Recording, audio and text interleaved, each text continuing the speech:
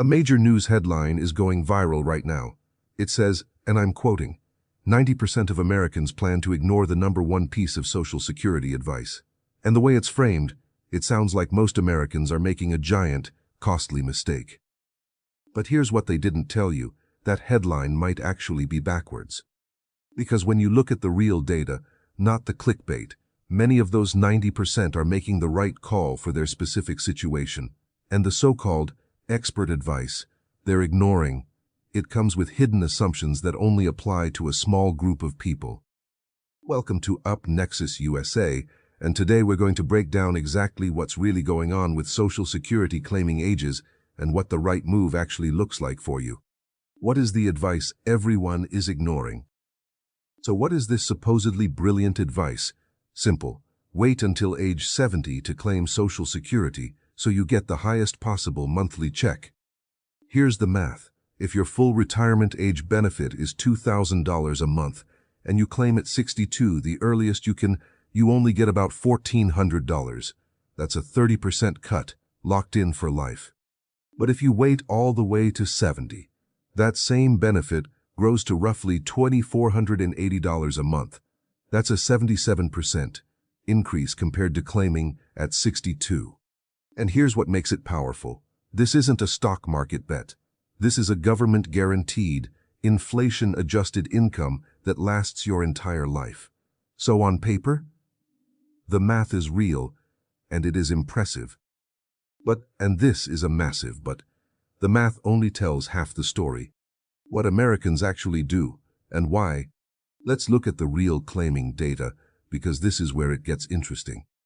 About 20 to 25% of Americans claim Social Security right at 62, the earliest possible moment.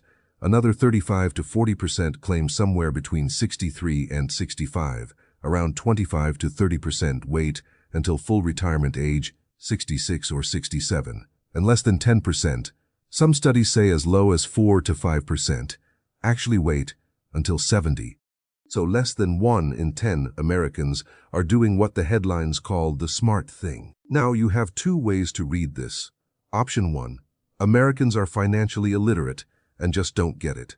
Option 2, most Americans are actually operating within real constraints that make waiting until 70 impractical or even counterproductive. I'd argue it's almost entirely option 2. And here's why. When waiting until 70 actually makes sense. To be fair, there are absolutely situations where delaying is the right move. Let me be direct about that. If you're in great health and your family tends to live into their 80s or 90s, delaying is essentially buying longevity insurance. You're betting you'll live long enough to break even, which typically happens somewhere in your late 70s to early 80s, and then collect more income for every year after that. If you're a married couple and you're the higher earner, this decision is even more critical. Because whatever age you claim, that benefit eventually becomes your spouse's survivor benefit. A higher benefit protects them for the rest of their life, after you're gone. And if you have a large portfolio, we're talking $1 million or more, you may be able to draw from investments to bridge the gap from retirement to 70, essentially converting your savings into a higher guaranteed income stream for life. Research from economists like Wade Pfau and David Blanchett backs this up. Delaying can increase your safe withdrawal rate and make your overall retirement more durable. So yes, if you're healthy, married, high-earning, or have substantial assets, the delay strategy is powerful. But most Americans aren't in that group. The real math. When claiming early protects you. Here's the scenario that never makes it into the headlines. You're 62, you've worked hard, you have around $350,000 saved, and you need about $40,000 a year to cover your living expenses. Scenario A, you delay until 70. For 8 years, you have zero Social Security income. Every dollar of that $40,000 comes out of your portfolio. That's an 11 to 12% annual withdrawal rate. That is not just aggressive, that is extremely dangerous.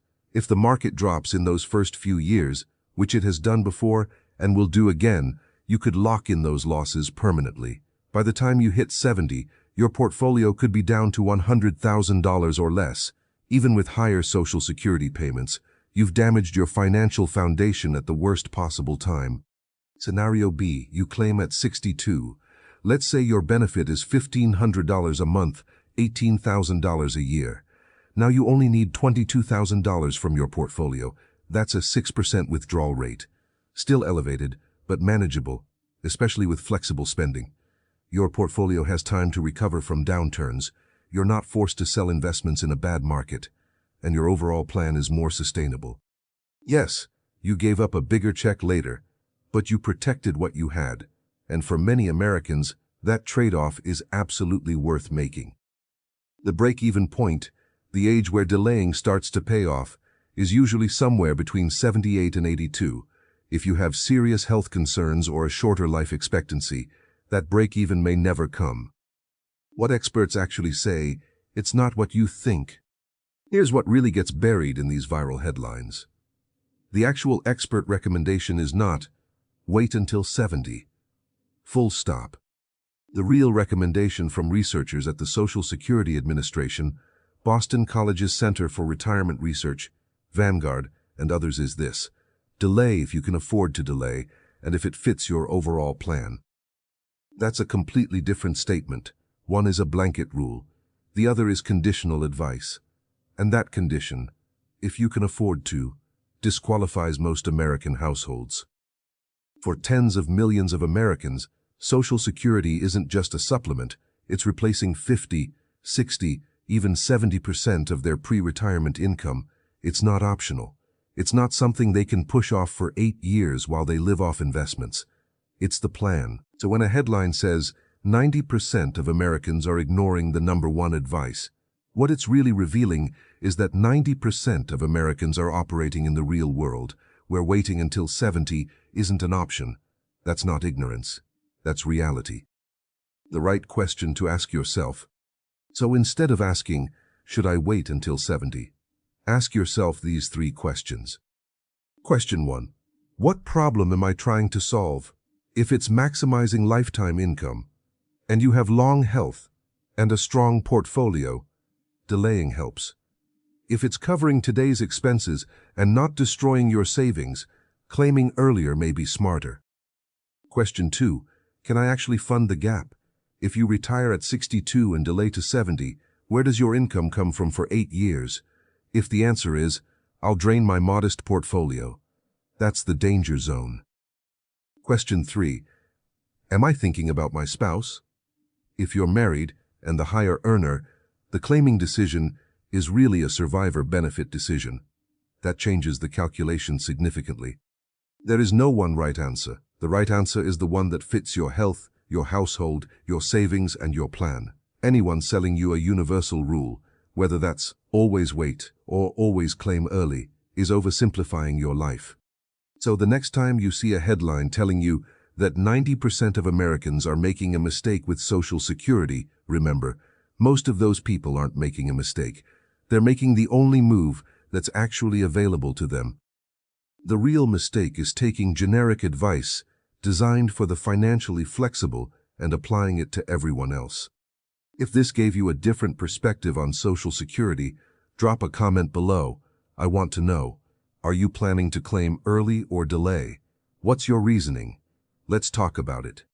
If you're new here, subscribe. We cover the real numbers behind American personal finance every week, without the fluff. I'll see you in the next one.